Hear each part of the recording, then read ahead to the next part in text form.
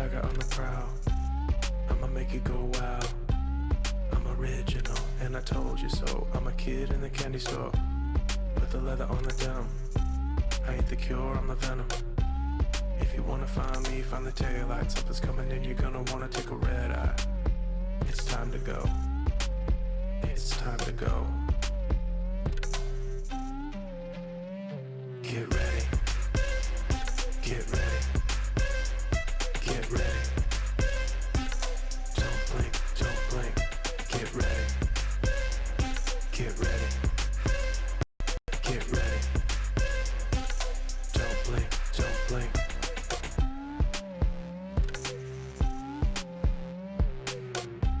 I don't wait for nobody. I'm a summer name on the dotty. City lights call my name, drawn to the flame, and I'm feeling kinda naughty. I hit the ground running, step out the door and I'm stunning. Better hold tight cause you know what's going down. I'm setting the pace cause this is my town. So get ready. Get ready.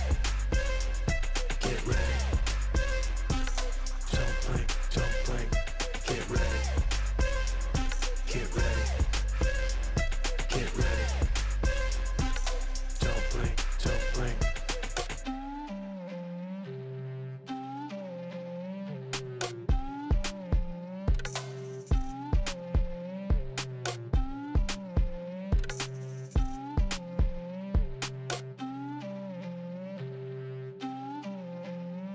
Get ready. Get ready. Get ready. Don't blink, don't blink. Get ready. Get ready. Get ready. Don't blink, don't blink.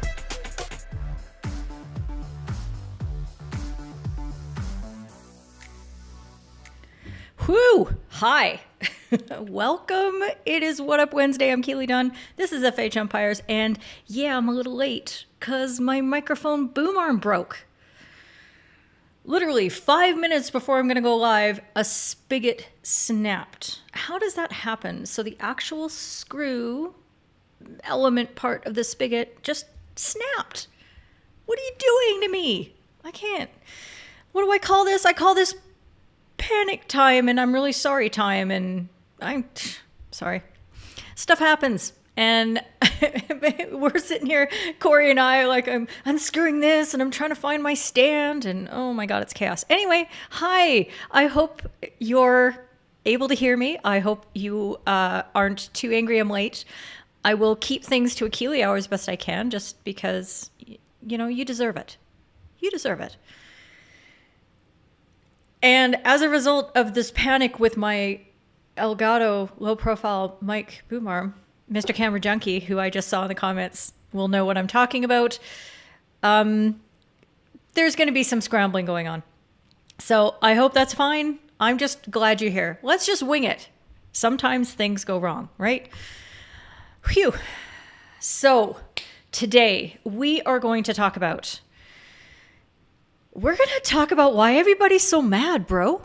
Okay? We're just going to deal with that. We're going to talk about tipping point in management, when to get to the cards, why do you get to the cards, how did we get to cards, all those things.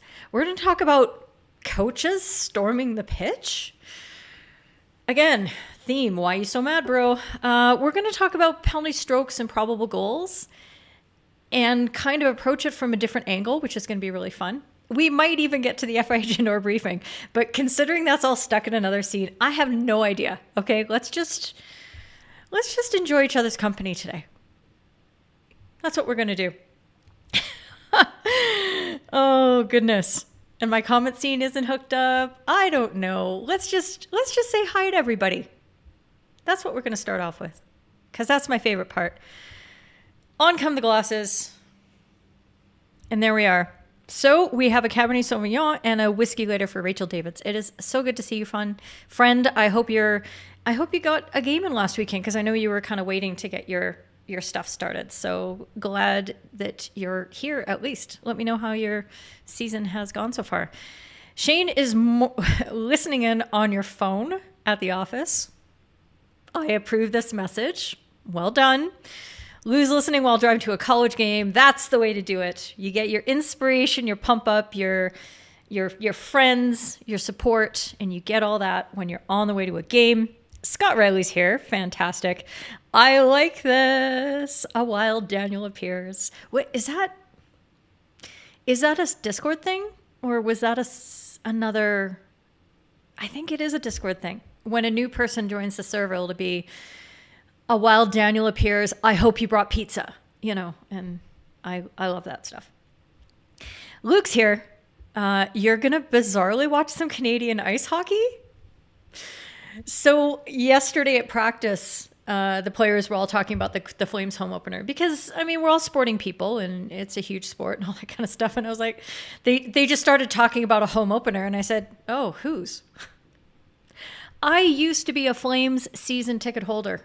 And now I have no time for any other hockey. There is one hockey. It is this hockey. And that is all I have time for. So, Luke, you are watching more ice hockey these days than I am. Don't watch the Flames. Apparently, they're terrible. Andrew the Flying Kiwi's here. Hey, friend. Sam Church. I'm going to talk about you in a second. Get ready. Hamish is here. Oh, Hamish, you're in so much trouble.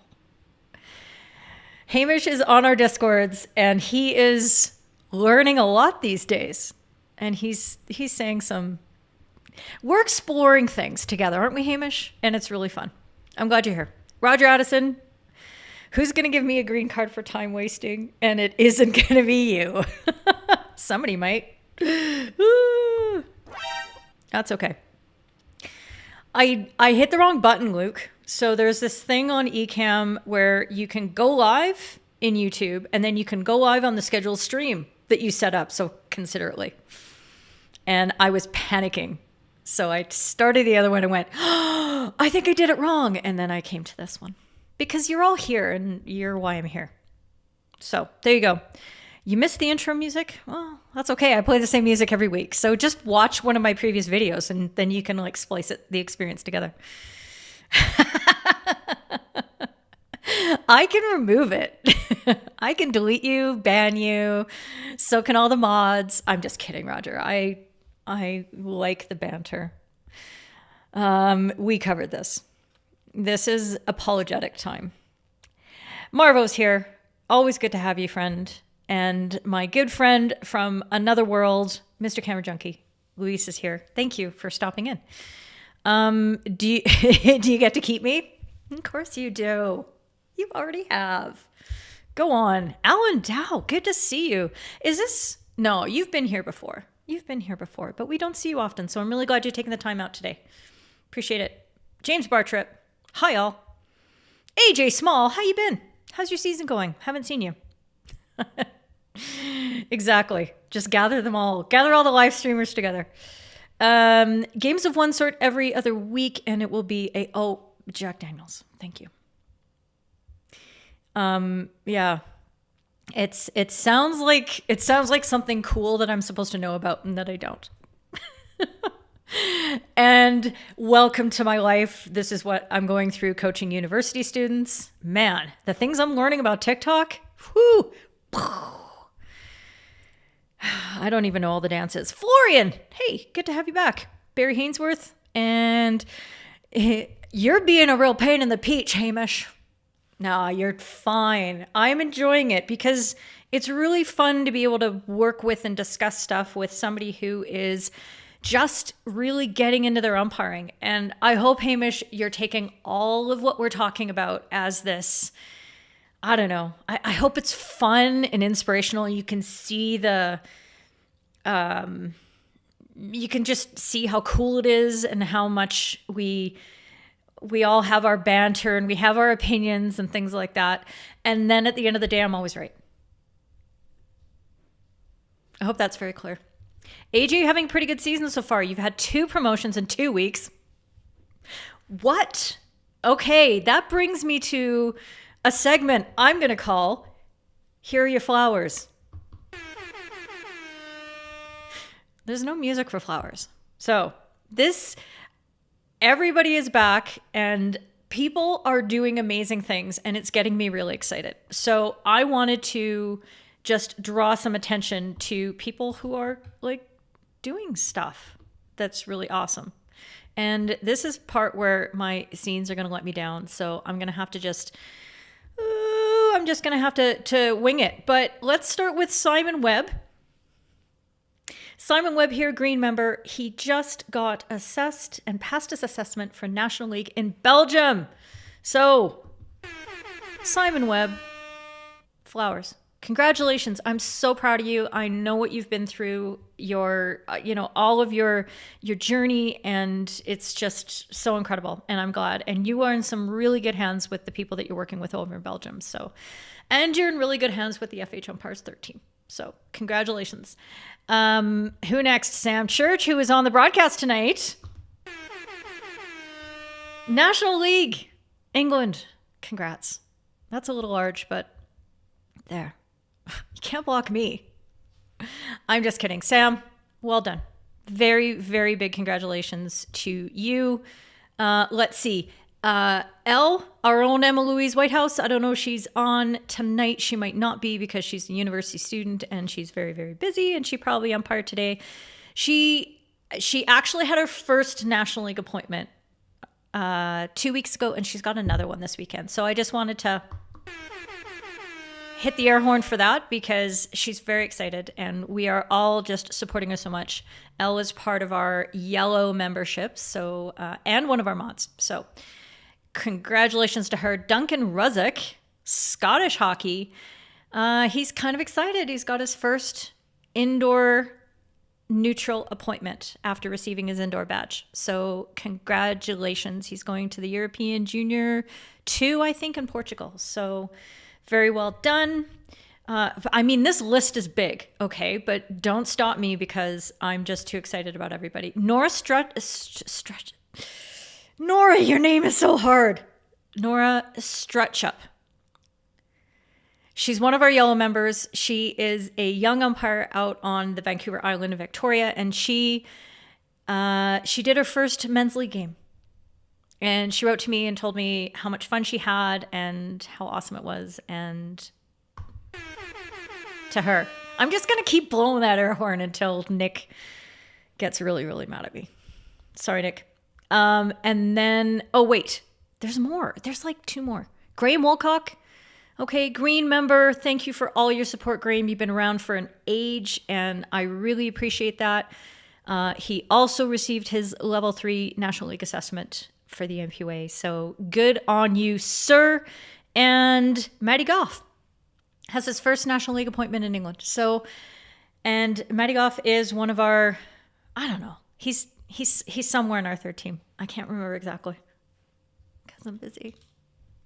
So this is all just fantastic news. And you can see I got a massive smile on my face because this is this is life. Promotions are life. No, I'm just really excited about everything that everybody's accomplishing. And so if you are part of our 3rd team, if you're on these live streams, if you're in the Discord server, if you're one of our 3rd team FHU 3 team members, which, by the way, I think this will work. Yes, goes a little something like this. If you contribute $3 a month to our green membership just to keep us going, or if you step it up to a yellow membership, $17 a month, and get all this great mentoring that we do, huddles and access to the clip library and watch parties and lots and lots of super stuff. I want to hear about what you're doing, okay? Because sometimes it's just getting hard out there in those streets. So, yeah. Keep making me happy, people. Tell me all the great stuff. Let's see. Oh, and Sam went straight to the men's B+ panel. I love this. Thank you so much. Godders, you've seen Steve umpiring well recently. Excellent. Good to hear. Let's see. Oh, it's Pokemon. Okay. I'll take it. There you go. Let's see. Oh, and yeah, B+ panel on men and A on women. That is awesome, AJ. And I'm really glad that you're doing both.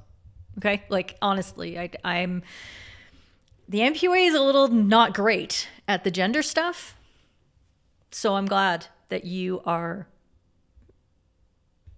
kicking them in the butt and doing the right thing, doing all both. Scott, yes, Luke spied on me the weekend. Good camera skills. So, Scott, we are waiting. Or did I? Oh, I did get it from Luke. Okay, so we're going to explore this in the Discord server, and you guys can tell me what you think is appropriate. We can do this in, we can do this on yellow. We can do this in the general. And let's all look at your footage and have some fun. Hey, maybe we should do it today in the stream.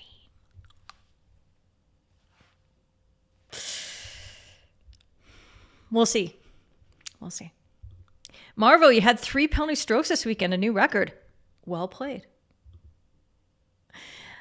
Were they deserved, and what were they given for? Obviously deserved. It's Marvo, and yeah, I'd like to hear what they're given for. We will get back to that, Marvo, if you hold that, because we're going to talk about that in topic 3. So I'm excited about that. And Goddard's is also taking credit for L. You deserve it. You deserve it, Goddard's. I think that's fantastic. And yes, we're all really, really pleased for. So there you are. Okay. Did I say all the things? No, I didn't say all the things, because there's just a few more things. Because the third team is growing like a weed. What the heck? Oh my goodness, people. Like, I got to point the right way for once. Okay, look, new green members, Hannah Ronksy, Francois Luther, and Lauren Henderson. Thank you so much for joining up. It's just a little bit a month. It's not even a cup of coffee these days, but it adds up for us because it provides that continuity that we know that we can pay the bills and keep going on these streams and keep providing the resources. So thank you so much. Also, see, if I put my hand behind this, you can actually see the logo. Yeah, I didn't fix that from last week. What are you going to do? Fight me. Igor Kapan and Luke Pegworth, who is on the stream, both joined Yellow, and I am very excited to have you. If you want to know more about all that stuff, just go to FHU3T.com. Come into the Discord server. Like, let's face it, this is where the action is. And that didn't work. Here, hang on. I'll erase that. Come into the Discord server and come meet us all. And this is where we have lots of sort of pre and post stream conversations. And when topics get really good, I say, you know what? Let's take this to the stream. Let's just take it to the stream. And so we do. And that is why we are going to talk about our first topic. Let's see if I can scroll. Oh man, this is just so not. A mic breaks, and so does, and so open the gates of hell. There you go. So let's get to it here. I'll erase this. This came up. This is our friend Daniel Marsh. Okay, I've got two things here. Look at this wall of text. This is very, very intense. So don't worry. I'm not going to even try to read all of it, but it's good because Daniel really does take the time out to give us the context behind the things that he's asking about. But you know what? Maybe before we get into this, that wasn't supposed to happen. I'll just wait until this dies down. The new, if Mr. Camera Junkie's still around here, the new animation thing let me down. It absolutely let me down. Probably because I don't understand how it works. Okay, now that's gone.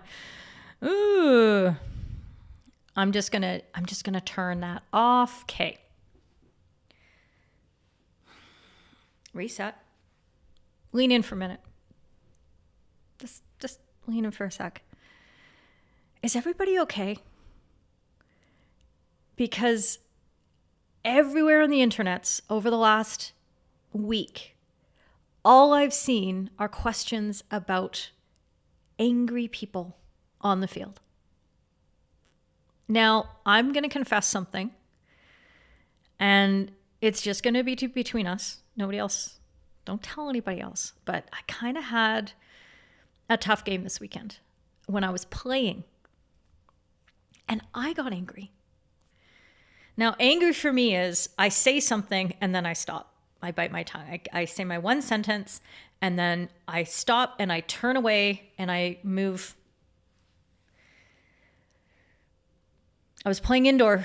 Our indoor season started last weekend because Calgary, Canada, winter.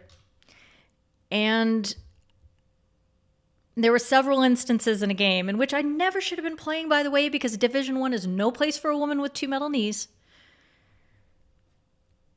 And the umpires were mistaken as to what the rules were. And I got frustrated. Luckily, I said my piece. I said, that's not the rule. The glove is part of the hand.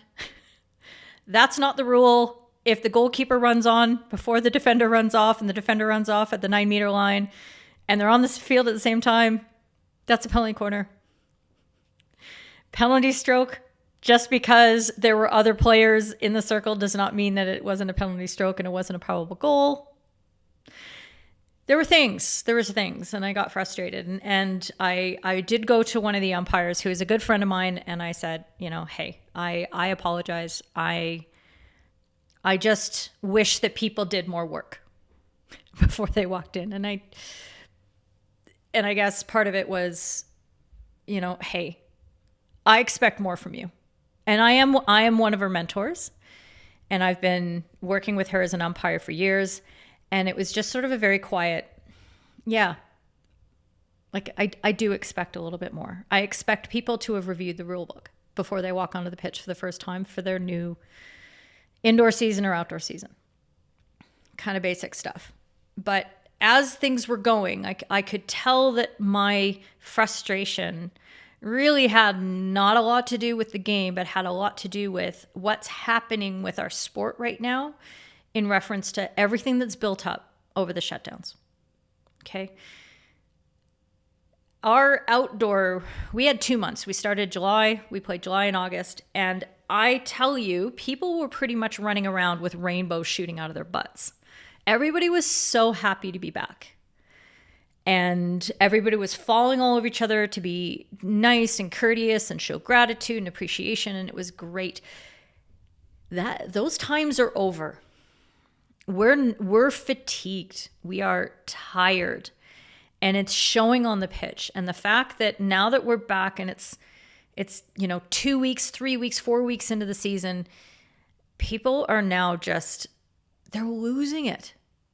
And they're not aware that there's so much else that's going into all of these reactions. So the first thing I just wanted to point out to all of you, us as umpires, we are absolutely and very deeply affected by all this. First of all, we should be thinking about how the people that we're dealing with on the pitch, how these frustrations are impacting them, and that they may not be, I'm not saying there's any excuse for the behavior, but hey, don't take it personally. This level of emotion, this lack of discipline, this intensity, this resentment, it's not you.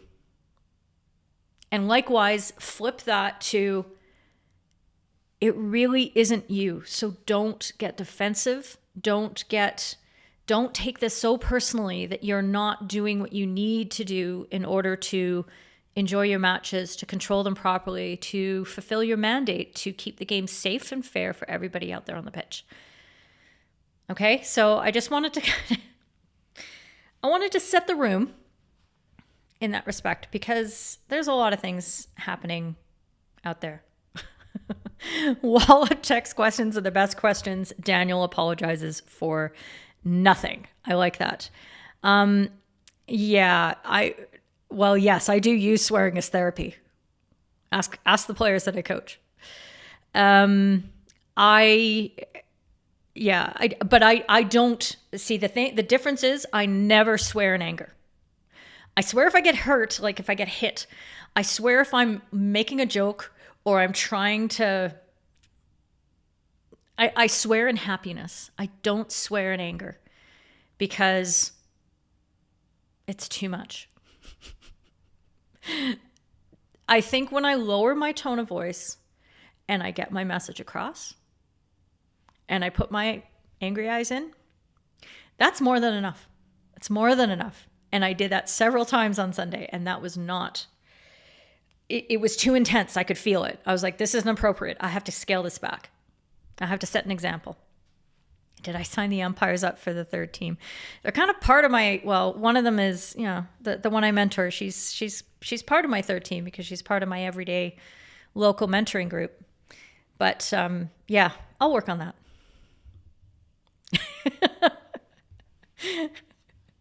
Well, just imagine a unicorn just kind of flying over and rainbow sparkles. Anyway. So let's get back to the wall of text because it's so good. Okay. So Daniel specifically, but we can explore the issues in general as well, was talking about how he definitely tries to go for the chat when dealing with dissenting players and emotionally players. But he had an experience in this particular game where it didn't have the desired effect, and as they started complaining. For example, yesterday's game, there's a player who was clearly aggrieved about getting a free hit against her, and she asked Daniel why it was given. He explained what the other umpire told him saw, blah, blah, blah. And then she shouted at him, "That's a bull decision." Okay. And Daniel's instinct was to give a card, but he opted to talk to her and remind her, you know, all the things that we know. 5 minutes later, she's still chuntering and appealing for decisions, opted for the talking again. And here's a key phrase that I want you guys to pull out from all of this wall of text. I felt like the card would have escalated the temperature of the game. Okay, we're going to explore this together, all of us, as a group. And that player was eventually sent off by Daniel's colleague, he says, because there were too many physical challenges, too much back chat, too many. Okay. So this is a fairly typical experience. This isn't anything that none of us have, like, we've all dealt with this kind of thing before. And I want to, as always, step this back to principles. Okay, because we need to figure out approaches, not just what Daniel could have done in that particular situation, but we need to figure out approaches to not only handle that kind of situation, but how do we stop it from happening in the first place? So the key phrase that really drew my attention that I want to get your feedback on was this idea that cards escalate or can escalate the temperature of the game. Okay. So when I say that to you, I want to hear back right now. Do you agree that that is an issue with cards? In your experience, have cards escalated a temperature of a game? And then we're going to talk about why or maybe why not. Okay. So you tell me, and I'm going to look at some other comments. Nick, it's not everywhere. Luckily, opposition player complimented your team on Sunday for not making a fuss when the umpire missed a big foot in the D. Yeah, that's really nice. It's good to hear. Yeah, I'm not saying any of this is universal. It just seems like there's suddenly this big, like, oh my gosh, everybody's angry. So, yes. And good umpires do recognize player frustrations. Like my frustration when umpires walked into an indoor match and didn't know the rules. Every year this happens. So if something happens every time and then you don't do anything differently to solve the problem, what the actual? Okay, Scott, they can make the situation worse. Maybe firing at the players that were originally calm, not the original player. Interesting. Okay, let's see if anybody else is chiming in on this, because here's the thing. And I'm not just asking questions so that I can set up for the rebuttal. That's not what I'm trying to do here, but I just want to know how common this sort of feeling is. because I think that cards could escalate the temperature of a game if the entire management approach is not optimal, isn't best for that particular situation. Let me just turn off my focus work. I thought I had done that, but I guess I hadn't. And the reason I say that is that I believe that when players get the management that they expect, they don't get mad. When they have surprises, they get mad. And especially think about in the context of like the whole broader social thing that we're going through. We're getting surprised a lot. There's bad news and bad surprises, things that are outside of our control happening to us on the pretty regular. And that really undermines everything. It undermines our self-control, our discipline, our sense of safety. And so something as small and minor as playing a sporting match and going in and you as a player not knowing what's going to happen, you don't know what an umpire is going to do, is going to be a source of frustration. I talk over and over again about how your management elevator has to be predictable. And you have to set yourself into the elevator and you need to press the buttons and you need to follow along. And if you're not pressing the buttons to get the next floor and you're just holding the stop button because you refuse to do something about what's right in front of you, do you know what happens? You get that really loud buzzing noise. And then the doors close on you anyway. That analogy literally just came into my head. I wonder if it's good. I'm going to watch this back.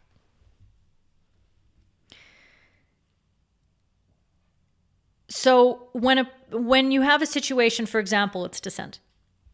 And the first time you get some chuntering, you get some muttering back. You have a player who turns to you and says, that's a bullshit decision, and you don't do anything about it, and you just talk to them, that is an intervention choice that does not take action. Okay?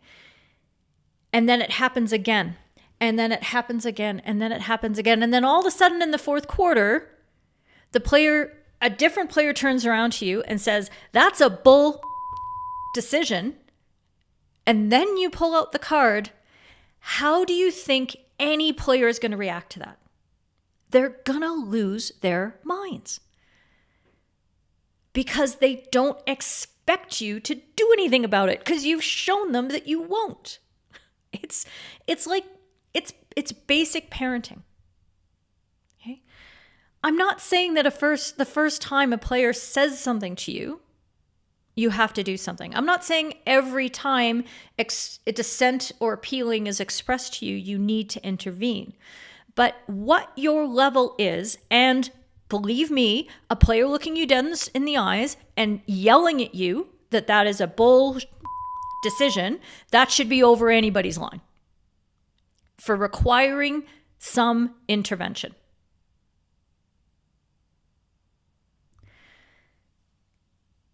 If that intervention is calling the captain over and telling them you deal with that player right now, and look, I don't like this option, but I'm giving it to you as an option.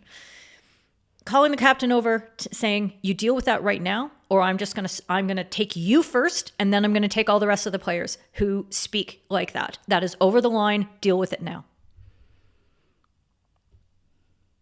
That's one course of action. To me, a player who yells at me and says that's and swears at me and shouts in my face, that's going to be a yellow. Okay, I don't normally... I'm okay with swearing as a rule. It's the anger, it's the shouting and the swearing and in your face all together creates an aggressive action. That is a yellow for me. Somebody walking away from me saying, that's a bullshit decision. Probably a green. Okay, so there's different things, but I think we can all agree that one is over the line. That requires an intervention. Okay. Escalation comes from uncertainty. Escalation comes from not knowing the consequences and people being surprised about what you do.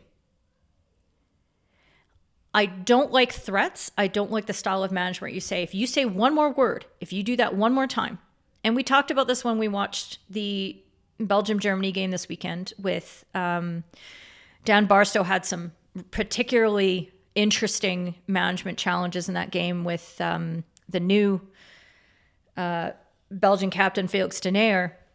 I would have loved to clip some of that, but thanks FIH, I don't have the game tape yet. There was a time where Dan turned to Barstow, turned to de Neer, let's keep the names on the same level, and said, one more word and you're done. Okay? Something to that effect. So that the threat was, the consequence was laid out and it stopped the conversation immediately. Part of that is because everybody in that stadium would know that if the next word came, Barstow would act on it. It would happen. There's no surprise there. And when that card happens, you don't have everybody else on the pitch getting mad because it is the expected, planned, communicated result. We have to find a way as umpires to make our management of the game predictable for players. And the way we can do that is through certainty, is through following up, is through taking each management step. Get on the elevator and keep it going.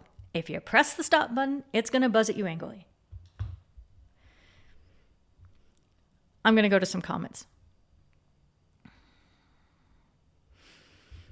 Not giving the card can raise the temperature. It's a fine line.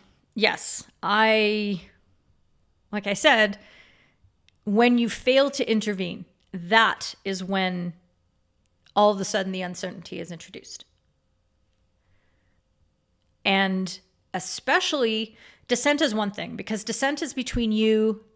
Dissent is an offense against the game. It's not an offense against the opposition. So forms of misconduct like time wasting, like breakdown tackles, like playing the ball after the whistle, those things, that form of misconduct disadvantages the opposition. Failing to deal with that will absolutely raise the temperature of the game. If something is physical and reckless, dangerous, that absolutely raises the temperature of the game if you fail to deal with it. And I see it over and over again where umpires say, oh, they didn't mean it, so I'm not going to, the player, it was just an accident. And then the retaliation comes. The angers come. Something that seems unrelated, but is absolutely a consequence of a failure to show the players that you are looking out for everybody's safety. It blows up in your face. Godders. It's not so much raising the temperature through cards, more around the cards not achieving the desired outcome than players and coaches just expecting more cards for similar offenses. Yeah, that's interesting as well. So again, even in that, Godders, you're pointing to the consistency that you're not being consistent in their view, and they may be right, they may be more probably wrong, whether you're being consistent in the management. And I mean you as in like the greater you, not the you, the everybody you, the royal you. So it's being able to stay consistent with the line that you draw and communicating that line all the way throughout is very important. Okay. Daniel agrees with that from Goddard's. Nick, you've certainly been in games where it's got to the point where the players are angry and a flurry of cards makes absolutely no difference to their behavior. Of course not. Why would it? Because they don't believe that if they do it again, that a card's going to come out. Because 4 times out of 5, it didn't. The 5th time it did, but they're like, this umpire probably isn't going to do it on the 6th time. And I'm not saying they're thinking about this consciously. They don't. They're just going through the I do. When I'm playing, I know that I can absolutely push way over the line in certain cases. And even when the card comes out, finally, I'm like, yeah, well, they're not going to do that again because they barely had the guts to do it the last time. Marvo, just flashing cards in a hot-headed manner doesn't help but talk calmly to the players. Add some humor, over-enthusiastic tackle, youthful exuberance, then send them calmly in there. Yes, the manner in which you give cards has a big impact on how the cards have an effect. And when I say that your cards should be predictable, it means that the message, because you're probably not going to card the first one. You're going to warn unless something has had a significant impact on the play. Okay? We're not all umpiring in the Pro League, and we don't have players who are playing at the level of the Pro League and understand the game, and we have these expectations of them. So we're often going to intervene with a non-card measure. But that is going to be a very clear communication where you blow your whistle twice, you look them in the eye, say, hey, no. Or whatever the case might be. See the difference? Angry eyes, get out of it, okay? Your body language, what you express, communication to the players, that's not on. Not that again, not in this game. whatever language you're using, you express that. But the next time when it's time to card, you just go, stop time. Hey. Very neutral, very calm. This is the consequence of you failing to listen to my angry eyes. I'm not angry at you at this moment. I was angry the first time you did it, and now you just got to walk. And you got to go think about what you did because you didn't think about it the first time. Step into the elevator and take it to the next floor, and then take it to the next floor. And if players understand, and if you're intervening at the right times for the right reasons, they don't get frustrated. They turn to each other and go, what the are you doing? Can you not tell that umpire is going to card you for that? Are you a Muppet? Like, what's happening here, right? They get frustrated at each other because the consequences of their actions are obvious.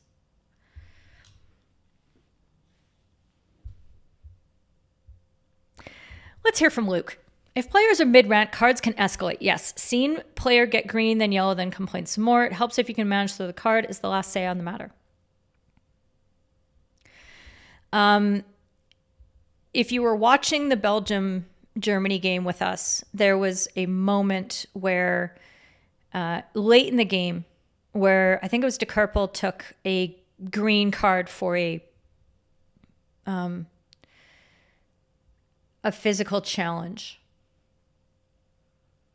Oh yeah, he was attacking because I was like, why didn't it turn into a stroke? And that's because he was an attacker in the circle, and he tried to go through the defender and like just pushed him over, and Dan Green carded him for that, and De Kerpel wanted to have a full out debate, and Dan was very calm. If you notice the way that he presented, he was very calm, and then after making the eye contact, so he knew that De Kerpel knew that it was his card, Dan walked away from him, blew the game in.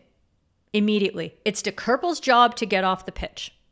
So the refusal to continue to entertain the conversation at that moment, because the game has to get back underway, not because you don't deserve to talk to me. It's like, no, the game is back underway. Your suspension is ticking. And it doesn't start until you sit your butt on the bench. That can help at some levels where there's enough discipline on the part of the players to de-escalate, because you just take away the ability for that interaction to occur.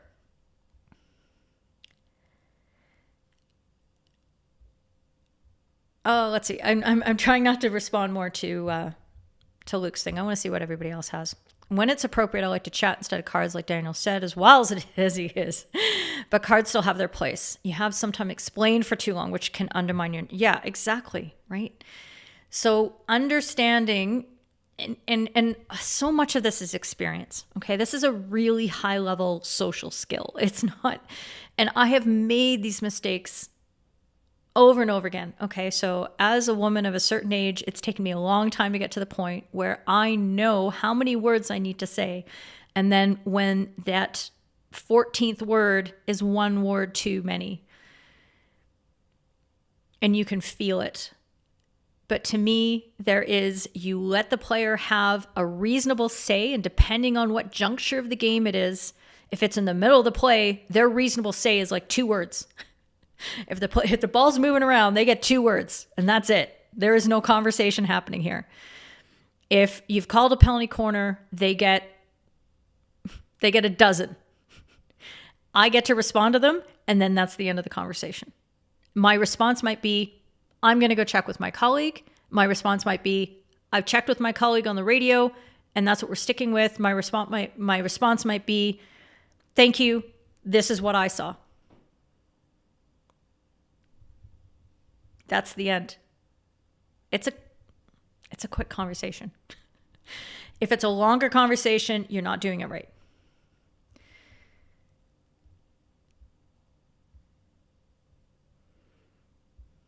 Okay, and part of it is because unless there is a rule to straighten out, like there was between Denayer and Barstow when they were discussing about the video referral process, basically, that seemed to require some conversation. That wasn't the right time to have it. The halftime was the right time to have it.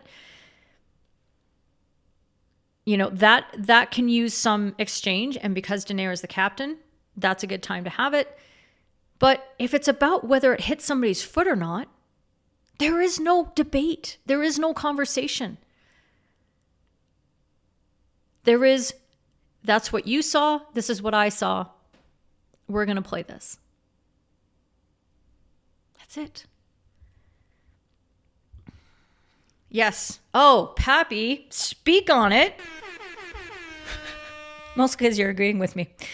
If they induce more intention in the game, the problem is elsewhere. Maybe a missed card early for the opposite team. Maybe we lost control of emotions before. Clear cards don't induce anger. Thank you. Thank you. New best friend. I've known multiple individual players who have taken if I get a yellow, I'm intentionally getting a red approach into certain games. Not much you can do about it. Yeah, you can't. What? Yeah. And if your league is in a situation where you don't have appropriate disciplinary measures to deal with players who take reds to make it bad enough on them that they don't want to take reds, I can't help you there. The problem isn't within the big white box. The problem is elsewhere. And you need to get that feedback to your league leaders and get that fixed. Nobody in my league wants to take a red card. We haven't had a red card for... The last time we had a red card, it was like a kind of off the pitch incident. And it was really funny and it involved me.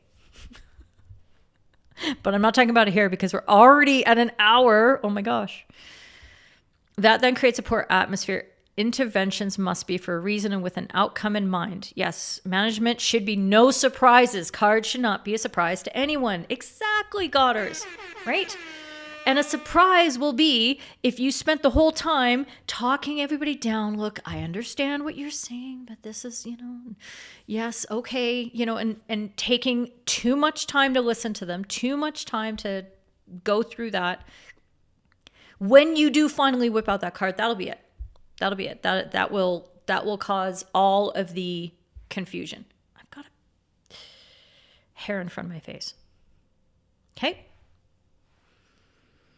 I hope that this sort of general approach has given you something to think about. If this isn't something that feels comfortable to you, good. It means you're learning. Okay.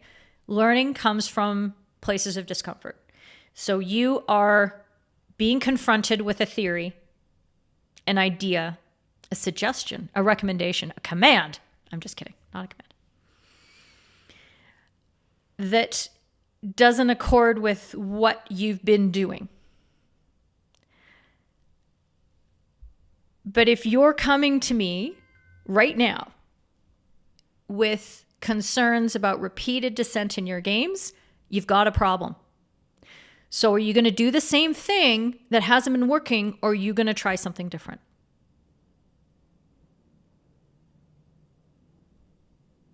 I'm just saying. Ties back to my story earlier. Elegantly. Oh, that was good. Whoa, you're going to lose me with this. Lawrence of Arabia makes an effort to go back to the desert to save Gassim. I haven't seen the movie. Thinks he's good, then finds out he's a murderer. Oh my God, this is very dramatic. Problem player who doesn't get dealt with early ends up getting shot.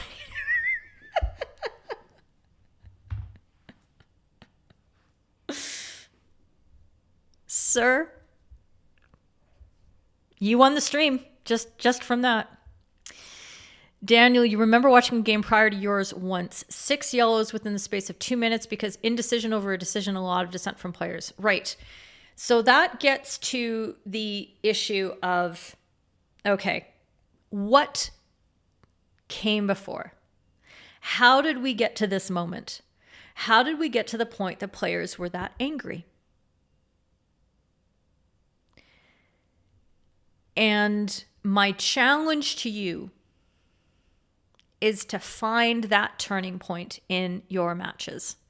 So if you've had an issue with some massive dissent or continuing dissent, you need to go back and find the root of it. Where did it start? Who was the first player and what were they upset about? And why? And if it's like, I don't know, this is just happening every time, and every time I'm out on the pitch, people are getting angry, then we need to start looking at your presentation, your decision making. That might be a function of your positioning / movement on the pitch, a lot of things like that. I don't believe that players, other than what James pointed out, when players are like, if I'm getting a yellow, I might as well get a red. I don't believe players go out there intentionally saying, I'm going to be an annoying, argumentative, angry person today. I believe the best in players. And my job is to bring out that best, to give them the opportunity to play the best game they possibly can that day. That is my job. And I need to be able to use all the skills that I have. My decision making that comes from my positioning, that comes from my presentation, that comes from my management. All of those things go into getting them to play their best skills, their best attitudes, all those things. And I think we're a little quick as umpires to say, oh, that player just blew up at me and they're a jerk and they're this and they're that. It's like, was there something that you and your colleague could have done differently? Because you can't change them. If they actually are a jerk, you can't change that. The only thing you have control over is what you do, what you and your colleague do as a team. The game was abandoned. Yeah. Hi, Lean. Oh, you were in the stadium. You were in the stadium. God. So lucky. You'll watch everything you missed after the stream's over. Well, it's good to have you. Okay. Marvel, we're not perfect and sometimes tempers rise. Yes, exactly. And getting the game back is really hard. I guess what I like to try to say is that it's easier to get the game back when you're doing more of the right things before that explosion. Okay? If you make one clunker and you say, whoa, I got that one wrong. Sorry, everybody. Got it. Okay? There you go. There's my one mistake for the game. That's my favorite joke. I make that like all the time. Every time. 100% of the time, it works every time that I say, there you go. There's my one clunker of the game. Enjoy. Everybody has a laugh. I know I'm going to be making other mistakes, but I'm trying to draw attention to humility, but also confidence that I know that I'm not going to be doing that too many times.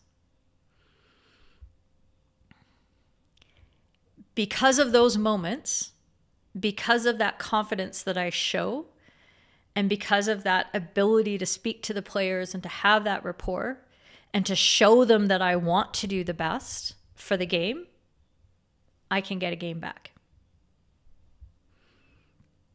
Roger, you did well.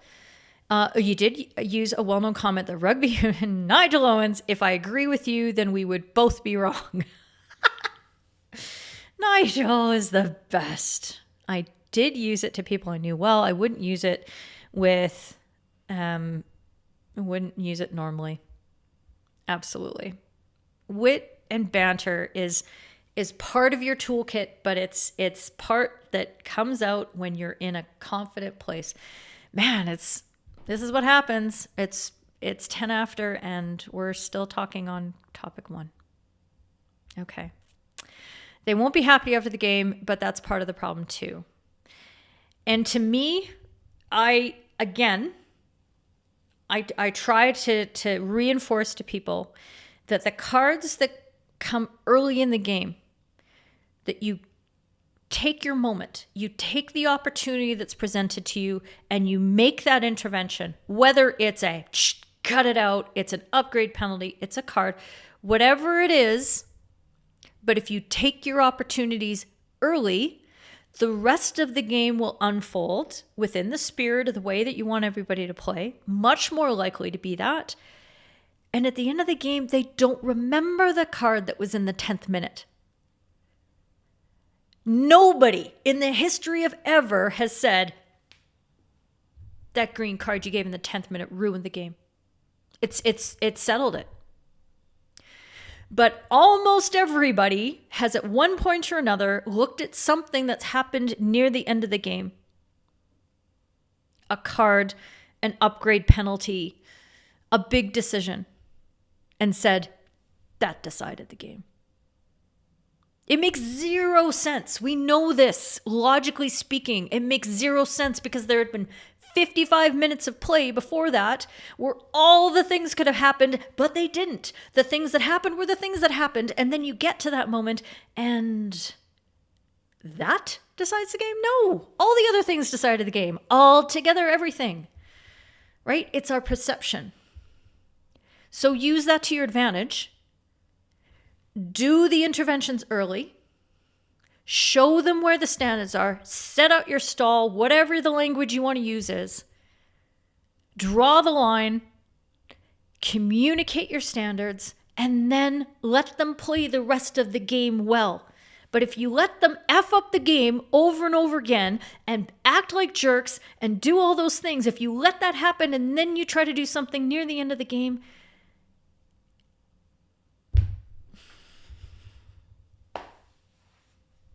I feel a certain way about this. Did you notice?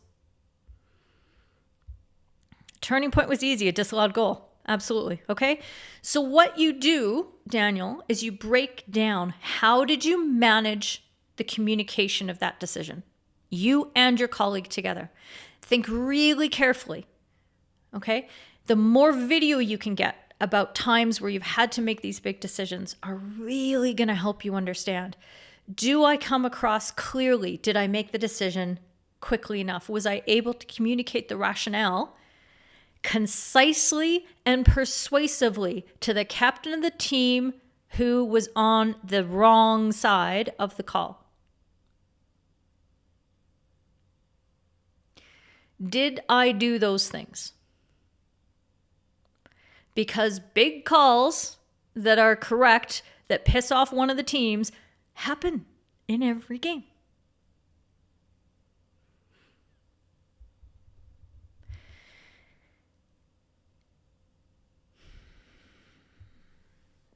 Yep.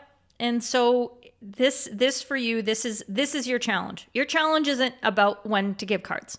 I've solved that problem for you. Okay? It's not about when you give cards. It's about how you sell those big decisions. That's the issue. Okay? And that's what we're going to work on as a team.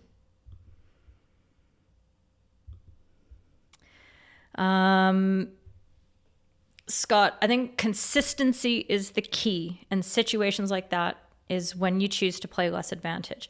Yeah, that's a common technique, that when the temper of the game gets to the point where you're like, okay, we need to tighten this up, that you give the players the assurance that you're seeing every foul, and you're blowing your whistle quickly, so that you create more space on the field, because you're creating 5-meter buffer zones with a quickly taken self pass, instead of allowing the next attempt to tackle, and the next attempt to tackle, and the next attempt to tackle to come in. Okay, so that is a technique. Okay, it's not always the best technique, but it is a technique. Scott saying, you forced a free hit in the attacking 23 to be retaken, not stationary, which they weren't happy with. You played it off as a joke, apologizing and saying that you have to be more picky in the 23. Yeah, the way we say, you could say something like, that goalkeeper, you know that they would never forgive me if I let it go an inch in the wrong direction. I don't know. You can find ways to appeal to different constituencies on the pitch, as it were. Yeah, short timing in a hot moment, Pappy agrees, will calm the players down and keep them focused on playing. Yeah, that focus on playing comes from the speed that you generate by the quick whistles. Okay? Because if you're struggling with things getting messy, too much contact, too many not quite successful tackles, too much effort, too many players getting frustrated at their failures, okay? If you speed things up and develop that space, now players have to run. And they get further away from each other, which is always good for tempers. I'm a tennis player from days back. As soon as I could walk, my dad put a racket in my hand, sort of thing. And tennis is good for a person like me, because there's a net in the way and you have to stay on your side of the net. I started playing squash in university. Bad news. My opponent was way too close to me. I just got angrier when things went wrong because they were right there, and I was dating a guy at the time who was playing squash, and I just wanted to get players away from each other. It's good. Okay, wow, I caught up with all the comments. That's really great. It's only 1:15, it's fine. Okay, I'm going to deal with the next question that ties right into this whole anger thing. Cork Dave, maybe properly Dave Cork, Asked on the YouTubes, how would you manage a situation where a coach enters the field and stops play? Wow, that's a good What Up Wednesday question, I said. Indeed. It really ties into the same thing that we're talking about right now, right? It's all the same thing. Now, first of all, I don't think... Actually, I'd like to know from you guys, has that happened to you? Never happened to me. I have brought a coach onto the field in order to demonstrate to them that we were going to have a conversation in my locus of control, because they felt from the sideline that they could do whatever they wanted.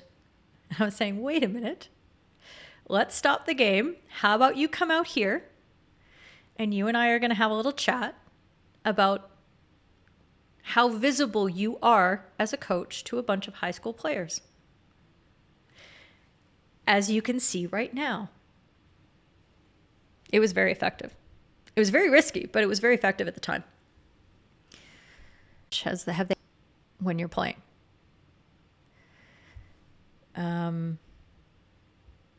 Pappy's back on the timing thing. Good. I'm glad you guys are thinking about these. This is a really good theme, a really good idea. Obviously, if a coach has entered the field, you can't keep playing. It's a safety issue. It's a danger issue. It's just ridiculous, right? So time needs to stop immediately. It is, in essence, the ultimate coach's temper tantrum. Aline's never seen it before. Daniel, you had a parent stop a junior 7-a-side game to berate your friend over umpiring. She's not picked up a whistle since that day.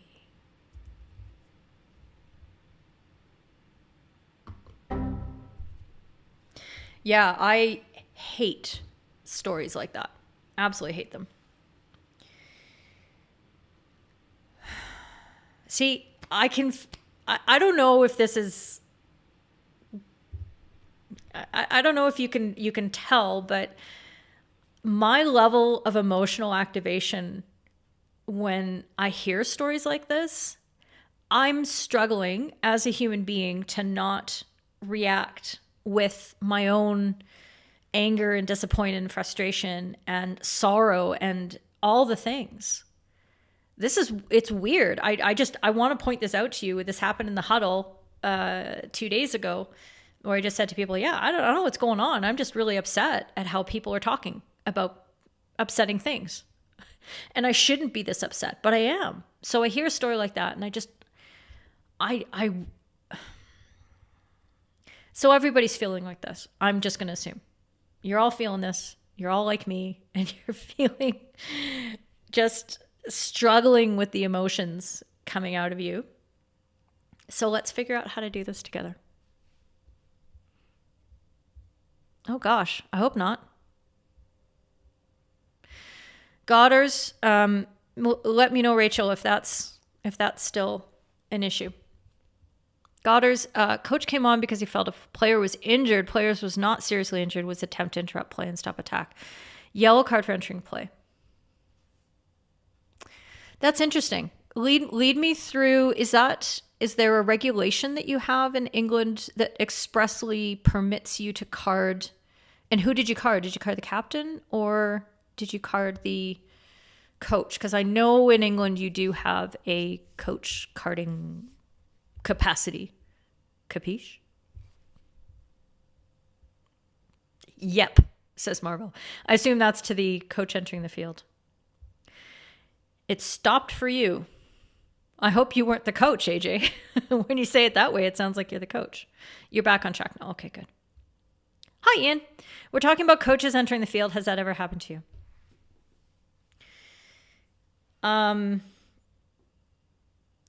And I guess for me, like the immediate remedy is obvious, that you have to stop and you have to, if you are alone, you don't have a technical table, you don't have judges, match officials, all that kind of stuff, which is 95% of us umpiring, then you have a big management task to make. And some suggestions would be, first of all, if that coach is particularly upset at one umpire over the other, Get the one that they're less pissed off at to, after a couple of seconds, go to that coach and say, Coach, we are going to have a very thorough conversation about everything you're concerned about after this game is over. 15 minutes after the game is over, we're going to go meet over there and we are going to have a full conversation, and I want to hear everything that you've got to say. Right now, this game needs to continue, and it can only do that if you're over on the side of the pitch. So please take your notes, bring them to us, but your protestations right now, we can't deal with them. We have to umpire the game. Okay? So you have to give them the valve that they're going to be able to, that you're not just pushing them off, that you're never going to speak to them, that you're never going to deal with their concerns, and make a commitment to yourself. This is a big deal. If a coach feels so strongly that something's going wrong, that they're entering the pitch, you need to take the time after the game, and you have to go through that uncomfortableness and have the conversation. Promise them and then fulfill that promise. Now, there's been lots of times where I've promised a very angry coach that I'll talk to them after the game, and I'll say, in 15 minutes, we're going to meet over there, and they don't show up. That's on them. I gave them the option. And the next time I see that coach, I might say, hey, coach, we missed our meeting. Do you quickly have anything right now that you want to, oh, no, you don't? Okay. Right?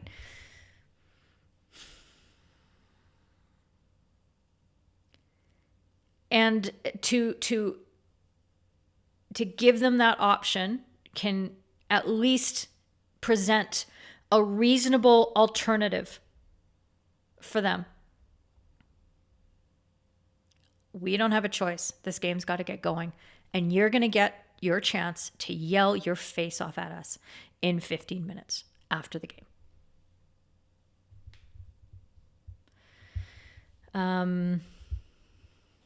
Steve, you carded the captain. Okay, yeah, and I'm pretty sure that's an EH regulation thing. And I like to be very specific about that, gang, because we have people all over the world, right, watching these streams and watching them on replay. And so it's really important to know, if something's explicit, that is not in the rules of hockey.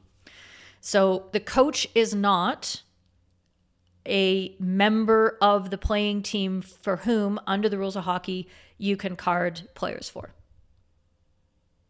Okay?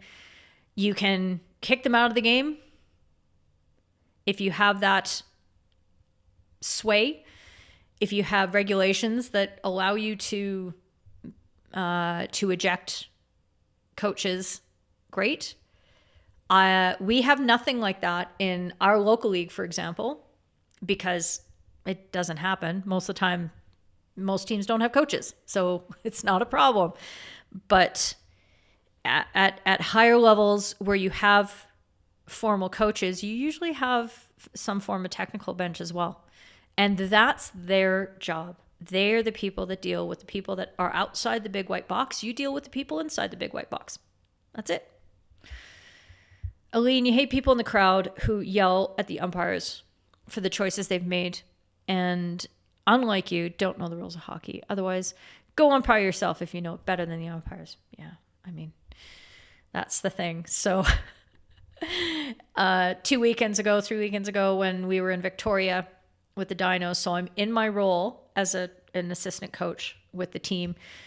We were sitting in the stands, myself, the head coach, and a few of the players, just watching the other two teams that are involved in the tournament playing. And of course, we're sitting in the middle of a whole bunch of hockey parents and boyfriends and girlfriends and all kinds of people. And I'm still the mentor to the umpires who are out on the pitch.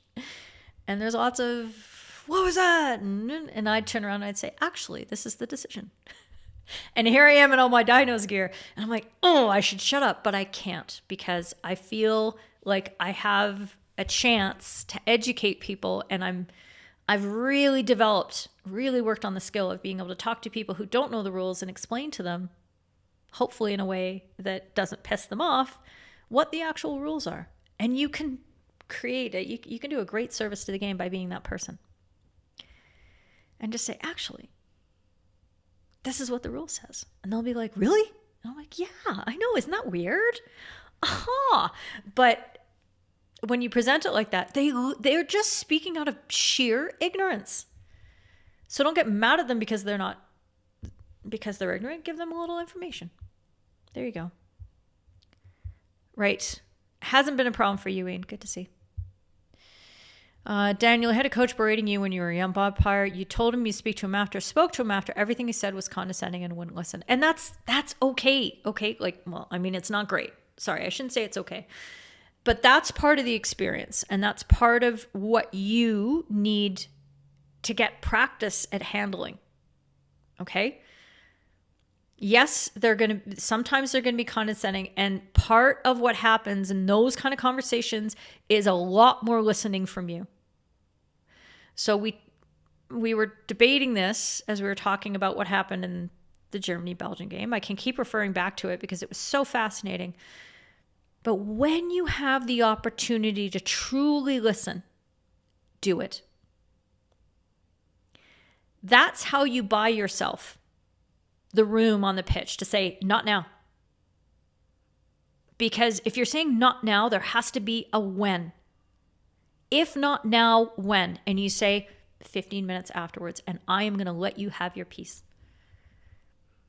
And you'd be surprised, even after you've had a conversation where the coach was condescending, didn't listen to anything you had to say, all that kind of stuff. The 4 weeks later, they come to you and they go, hey, remember that time at band camp? And you're like, yeah, I was there. And they say, you said something that I wanted to ask you more about. Or they never say anything, but there's just a little less of an edge the next time they talk to you. This is how you build over time and you build respect and rapport. Take it. Take the time. Take the anger, the emotion. Don't react back to it. Okay, do your listening.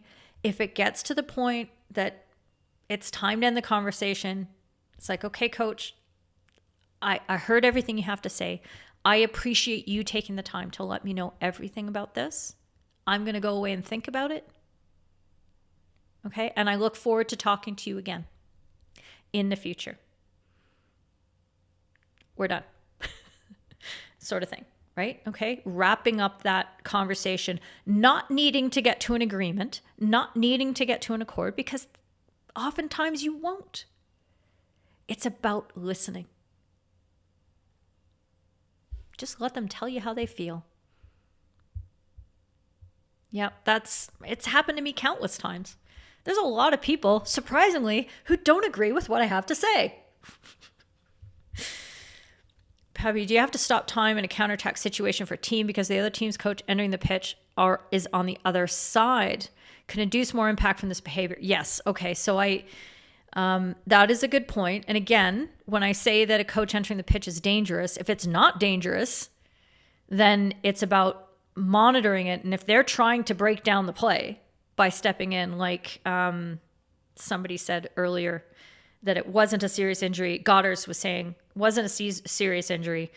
And, the coach was just trying to get the game stopped. Absolutely just, don't let that happen.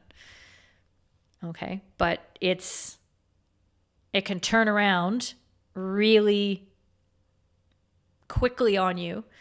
So if your colleague is the one who's got the play going into their circle, you're going to be there just sort of like, not hand on the coach, but just sort of like, hang on.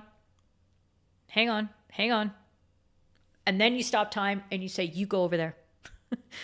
I have to go talk to my colleague. So you need to like get some separation, get some space, and then you go back to the coach, whoever's their better friend of the two of you, and you deal with them. Happens a lot in the Belgian hockey team. Yeah. So you have a regulation in England, Luke, 12.2.6 allows you to card the coach. Yep. Still means the captain does the suspension. And that's good. And if you're in a jurisdiction that has that as a repeated problem, it's not great, but you have a remedy to deal with it. At the same time, all right, now that we've talked about remedies and we're up to a Keeley hour, what do you think the next thing I would want to talk about at this moment would be? Why did we get to this moment? If a coach is walking on the pitch to break down play, that's cynicism, and there's nothing you can do about that. And that's not your problem. That's just like, oh, that's gamesmanship. And you simply have to react to that as the person who is there to impact or to mitigate any attempts at unfairness. If you've gotten to the point with a coach where he's so angry, he or she is so angry that they're walking onto the pitch in the middle of the play because they're yelling at you, how did we get there? Were there ways to present decisions, to present yourself in a different way throughout the game up to that point? Could you have had conversations with the captain to more fully explain a decision so that they could go back to the coach and say, well, this is what the umpire saw. They saw it go off my stick into my teammate's face. And I don't know, it was really busy circle and it could have been that way. And now the coach is like, oh, I still think that, I'm starting to picture scenarios in my head. So, and then there's also, what have you done to build the rapport with that coach prior? Now, I can think back to the worst coach I ever dealt with. And they were the head coach of a women's Prem team in England. And they were awful to everybody. Every single umpire, they were awful to. And I wanted nothing to do with this human being because of the way they treated me and everybody else. But I tried. I would go up and shake that coach's hand before every game in the clubhouse. I would make banter. I would have tea. I would do whatever it took. And before this coach got past that point of no return, I would be working on our relationship. It took 3 years before I thought, they're only halfway an asshole. They're only half a circle. But it made a difference. It made a difference. They were better when I was on the pitch because of all that work I did. It made for a better experience for the spectators. It made a better experience for that coach's own players. They enjoyed those matches more because they hated when this coach went off the way that they did. It's not fun. It's not about taking the abuse. It's about how can we prevent it? What can we do beforehand? How can we humanize ourselves to the people who are the worst offenders? How can we get them more on our sides? How can they understand us a little bit more so that they take a little bit of an edge off that next yell? They swear at us just a fewer times. Okay? All those things can make a difference and avert the disaster that is a coach walking onto the pitch. Belgium League is in a weird mood for the moment. Interesting. Yes. Okay. Thank you for... See, I was feeling a weird mood from a lot of stuff happening in England, but yeah, there is something weird happening there. Is it the Olympics? Can we blame the Olympics and that this is a weird sort of fallout from that? Aline agrees. So, Alan, you don't like that regulation because it means a new captain needs to be appointed for the duration of suspension. The captain should just make sure there's one fewer player on the pitch. Well, I mean, Alan, clearly the governing body has decided that the best way to dissuade poor behavior from a coach is to hold that person who is central to that team's success, conduct, and who is responsible for really a lot of things about how their team comports themselves, that they're also responsible for their relationship with their coach and that they should have done something. And also they might be one of the best players. So that really stings. I mean, if you're going to make the rule, yeah, I go all in. Sorry, I hope I was saying, if I said Elise, I completely did by mistake, if that was me. Oh no, okay, it was Pappy. I blame you. Yeah. We don't want the captain choosing which player to take off. Always going to choose a lesser standard player. Yeah. This is why specifically I've been captaining some of my teams recently. Because I'm like, hey, if you want somebody to actually, take the fall, you want it to be me. I'm the slowest, the oldest, and the worst.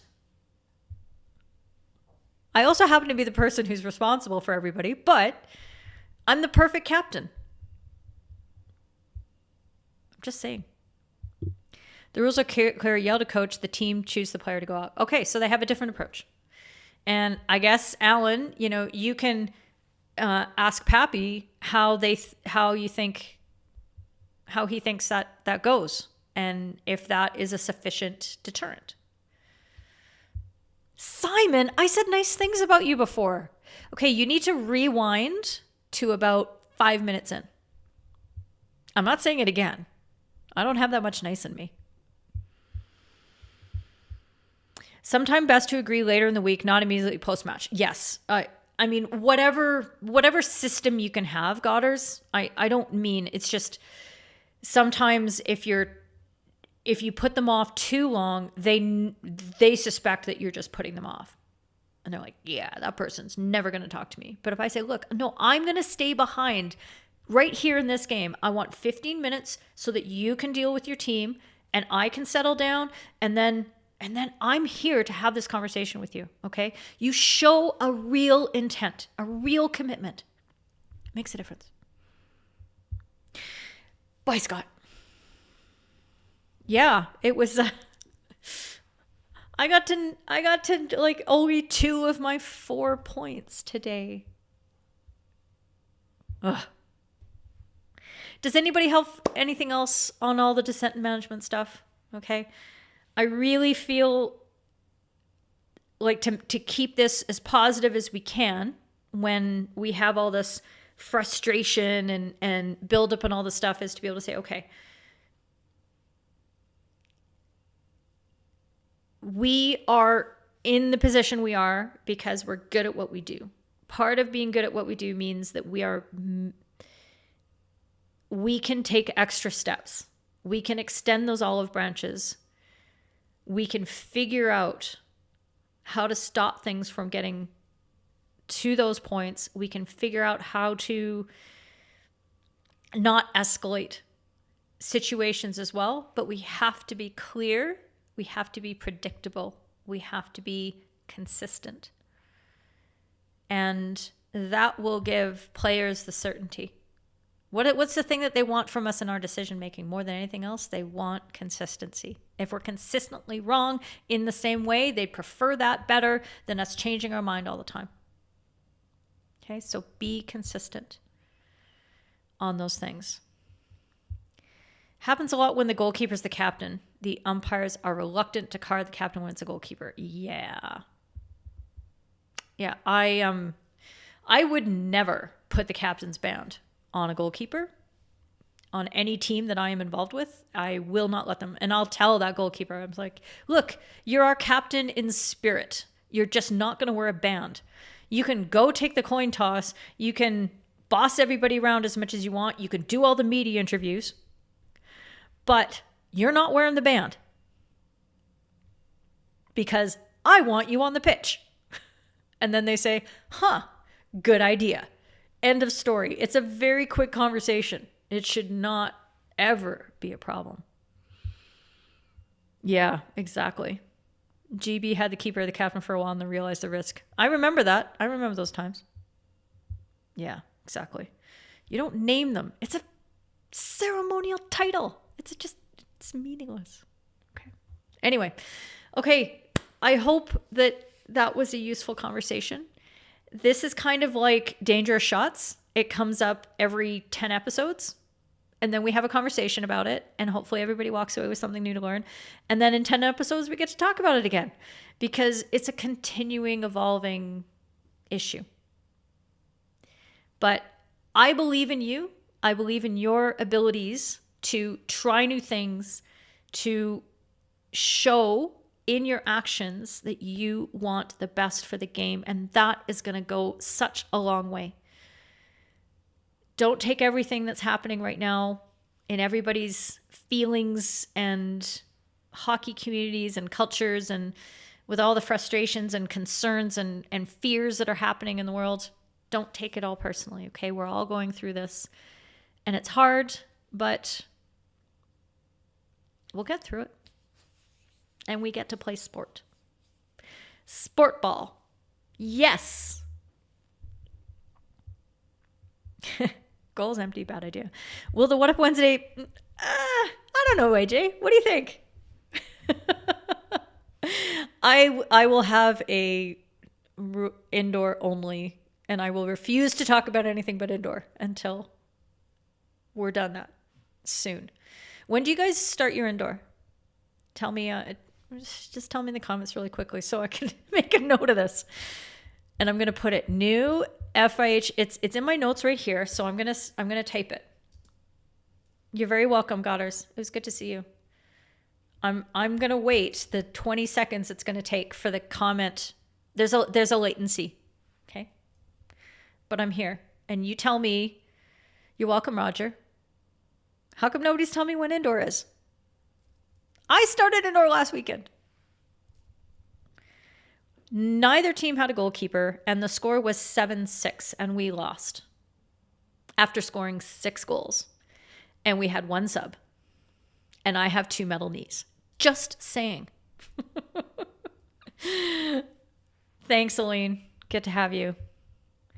Let me put these comments up because you guys are so good looking. Come on, get your avatars. Aline, get an avatar. I'm tired of seeing a big E. Belgian indoors, 21st of November. Okay. You believe in me. Ted Lasso. Believe. Thanks once again. Absolutely. Thanks, Marvel. So, okay. All right. So, I'm going to target halfway through November. That's what I'm going to do. Thank you for letting me know. Okay. Enjoy the rest of your week. Have an awesome hockey weekend. Come into the Discord server and tell us everything about what's going on in your lives. Tell me everything that's happening with hockey, at least. And it's a great way to sort of offload some questions. If they're quick, we'll deal with them there. We've got huddles for the yellow members where you can, if you want to ask me a question where I talk to you like this and it's just you and me, I'm here for you, Yellow. So sign up for Yellow and you'll get this one-on-one mentoring treatment. And then for the really good questions that a lot of people are going to get benefit out of, I forgot to tell you all. Do I have the... Okay. I'm the worst. Next week. No, I'll just put it all over my face. That's what's happening next week. Instead of a What Up Wednesday, Crispy Adams is coming to talk to us. We are going to talk about mentorship as a general theme. We're going to talk about his umpiring career, and he's an FIH umpire from Wales. And we're going to talk about his development. We're going to talk about umpire coaching and mentoring and stuff because I've been just one of his many mentors over the years. And yeah, I thought it would be a cool thing to dive into. So that's what we're going to do next week. I tell you, my mic arm broke. What can I say? Okay. Thank you, everybody. You're very welcome, Luke. And yes, I'm looking forward to it. Hockey weekend, Discord server. Have fun. Be cool. We're all in this together. You got us. We got you. You've got the third team. We got your back. Have a fantastic rest of your Wednesday. Bye, everybody.